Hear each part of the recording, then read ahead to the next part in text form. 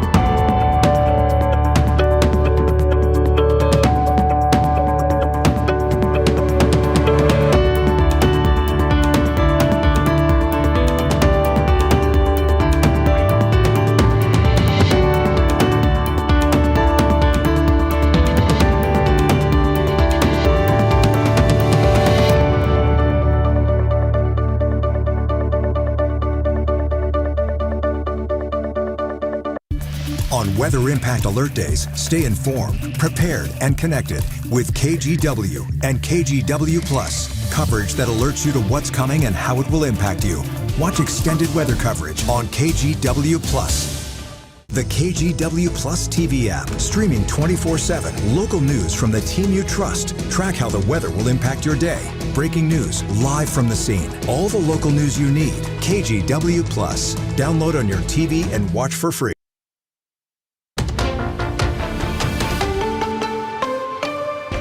Thanks for joining us here on KGW Plus. I'm Stephanie Domerat. Chris McGinnis will have a look at your weather here in just a moment, but let's get you caught up with today's top stories.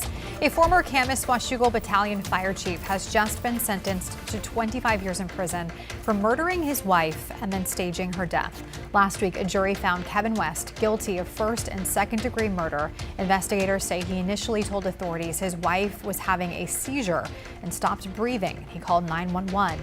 His wife, Marcy West, was pronounced dead at the scene. An autopsy showed she died from asphyxia and blunt force trauma to the neck. Investigators later determined that West was having an affair and had discussed ending his marriage or moving out by January 8th, which is the day his wife died.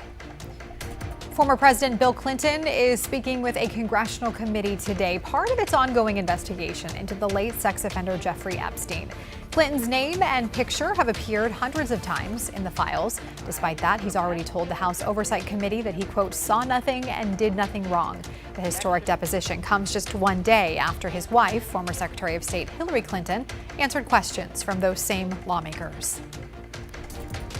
3 Gresham teenagers have been arrested on attempted murder charges for shooting in Northeast Portland and leading police on a chase.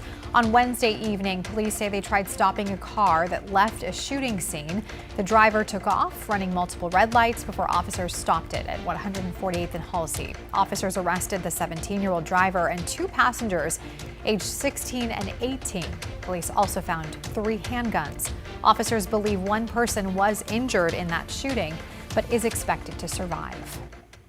And turning now to your weather with a live look outside. Isn't this just a beautiful view? This is looking over the Columbia in Vancouver. The sun is out, shining at us. We've got blue skies this Friday afternoon. Let's check in with Chris with a look at your weekend weather. And we'll keep that going for another 5 hours and 23 minutes. We'll take it. I was counting. Yeah, the day's getting longer too. We're knocking on the door of our first 6 p.m. sunset. Not today, but by the end of this weekend. It is bright, it's sunny out there after a very chilly start. Vancouver got down to 29 degrees, 32 at PDX. This is Portland Troutdale. The Troutdale airport got down to freezing, 29 I should say, and Aurora got down to 29. So it was a really frosty start, but now that the clouds have lifted, we were warming up nicely. It was really foggy, by the way, down towards the state capitol this morning. Fog is lifted there. It's 46 now in Salem. We'll take you up to Clark County. It's 48 degrees right now in Vancouver. Likewise, 48 degrees at the airport in Portland. And the plan for the rest of the afternoon has highs inching into the mid-50s later today. Note that sunset at 5:55 will be into the 6 o'clock sunsets by Monday. So we're tacking on 3+ minutes of daylight each day here at the end of February. Beautiful day today. And then some changes at the weekend forecast. We're still dry tomorrow, but there is at least the outside chance of some light rain overnight Saturday, early Sunday. And I'm going to walk you through where coming up with Futurecast in just a few minutes. Back to you. All right, Chris, we'll see you then. Thank you. Pacific Corp has been ordered to pay $305 million in damages as part of an ongoing class action lawsuit against the utility company over the 2020 Labor Day wildfires. The payments will go to 16 plaintiffs who say the fire caused bodily injuries, emotional distress, and loss of property. Pacific Corp maintains that its equipment did not start the fires. They cited a report from the Oregon Department of Forestry that said although downed power lines did start some of the fires in Santiam Canyon, the power lines, quote, did not contribute to the spread. So far, Pacific Corp has paid out over $1 billion related to those Labor Day fires. An Oregon judge has ruled in favor of a Biden-era deal to restore salmon populations. It means dam operators on the Columbia and Snake Rivers must release more water so the younger fish can pass over the dams.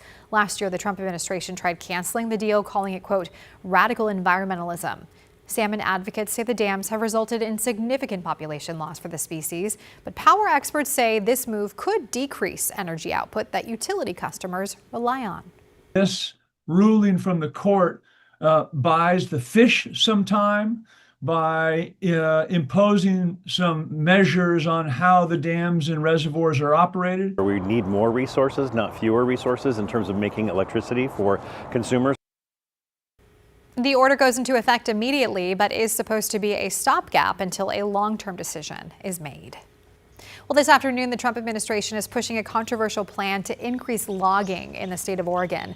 The move would open up 2.5 million acres in western Oregon to loggers. Now, this is all land controlled by the Bureau of Land Management. Conservationists say much of the land that could open for logging would lead to more runoff, pushing more sediment into drinking water sources. They say it could also have a big impact on salmon populations, too.